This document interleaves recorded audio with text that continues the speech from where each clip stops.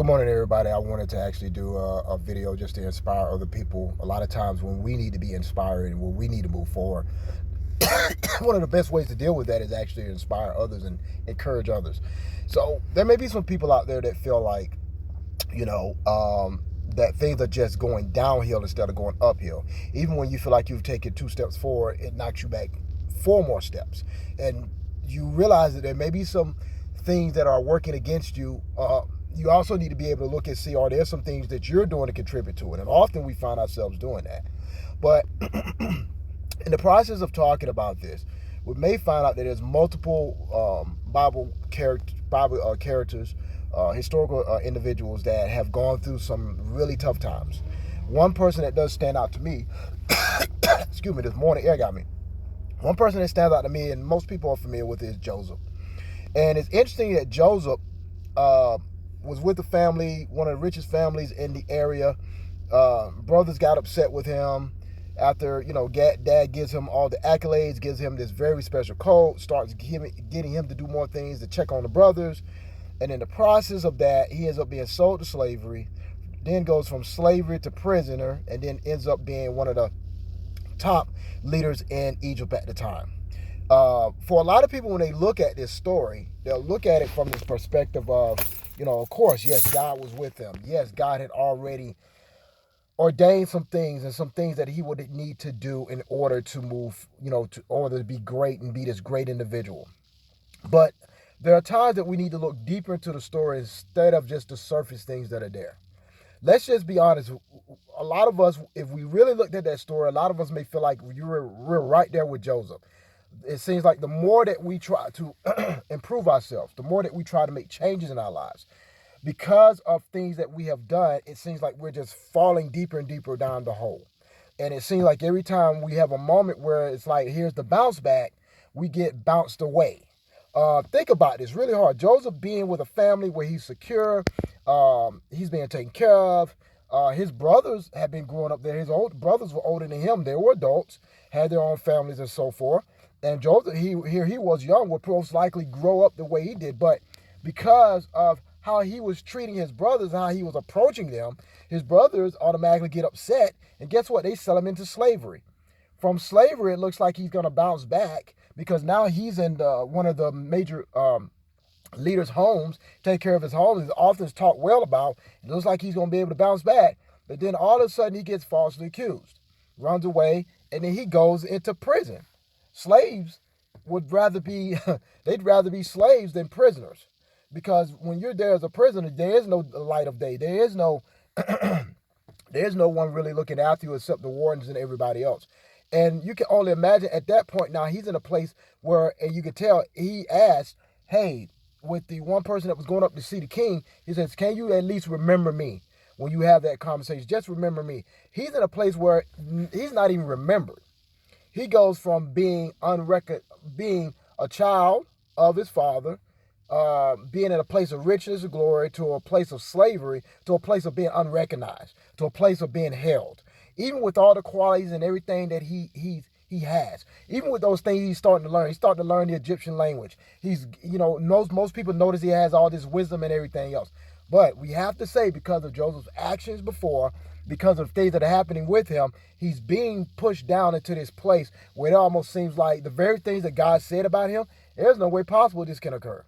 And for many of us, we feel like we're right there. We have done some things, whether it's with our families, whether it's with our jobs, whether it's with friendships, whether it's within the church. We've done some things that we've made some very bad mistakes. And because of that, now we want to bounce back. But because of consequences, it just has a feeling there's no way. And there's a possibility that this may go away. We may lose the family. We may lose the marriage. We may lose the job.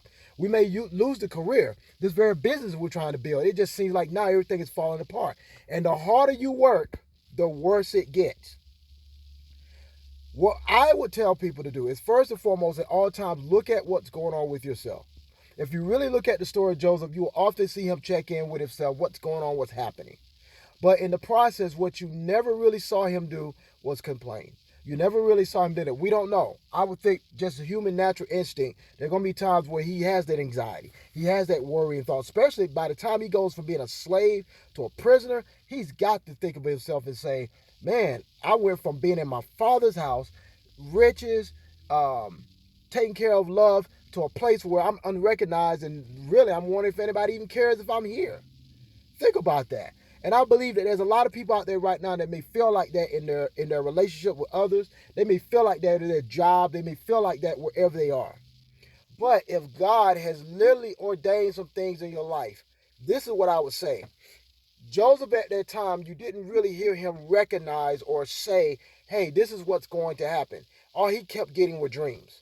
And a lot of times with our dreams and with our aspirations, not even the God-given dreams, but our dreams and aspirations, we tend to do some things and make some decisions. Yeah, that puts us in a really bad space. Whether it's in a bad relationship with others, whether it's a bad business deal, whether all of a sudden we find ourselves jobless, we find ourselves getting demoted. You see, Joseph got demoted not once, but 3 times.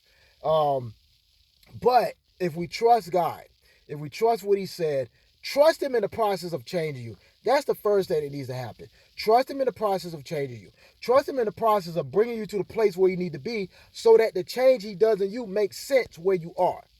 So by the time Joseph gets in front of the king, you notice that Joseph doesn't beg the king to, hey, get me out of prison. You notice that Joseph doesn't turn around and say that he has all these amazing capabilities and you're missing out because of the fact that you haven't got me out of prison. He doesn't even go in and say, hey, I was falsely accused by this woman and everything else. He doesn't do that. He goes in and does what he needs to do, says what he needs to say, and then you see the king himself, you see the other people make the moves. I want to end with this. Let God make the changes for you, not your ego. You're not in this by yourself. No man is an island. Don't come at people as if you're the only person that has favor with God. And everywhere you go, you're just going to pronounce yourself as I got favor with God. Big deal. There's a lot of other people in his kingdom that has his favor as well. What you need to understand is what Joseph understood in the end. Is that the dreams that he received, the lessons that he learned, the hard times he went through were not just for himself. It was for his family and for an entire nation. So what I would tell people is don't give up. Understand that you're in a tough place. Understand you might have to do some hard work. Understand that you might be in a very lonely situation. Understand that there are some things that are going to come after you, and you're going to feel like, as it says in Psalm 71, Lord, you have made me see many calamities. You made me see many hard times, but it's you that's going to raise me up. And if you go further up that chapter, you realize you say, oh, Lord, don't let me leave this generation without showing them your might and your power, so that they will also cling to you. They will also make a decision to come to you. This ain't about you. This ain't about you being alone. This ain't about you being glorified. No, God gets glorified. But understanding his glorification, he's going to lift you up. He's not going to bless you. Let him give you the opportunity to bless your family. Let him give you the opportunity to bless your marriage. Let him give you the opportunity to bless your friendship, on your jobs, your careers, your businesses. Give him that so that he's glorified. And in the process of that, you'll realize that you're not just there to just be one who can tell dreams or tell other people what God is doing and all these other things. No, be an asset. Be a blessing to other people. Realize that in the times that you're maybe, really being demoted, or you feel like you're being demoted, you feel like being lowered, ask God what's going on. Find your responsibility in it. Find out what you're doing. Repent. Take responsibility for that. Do the work.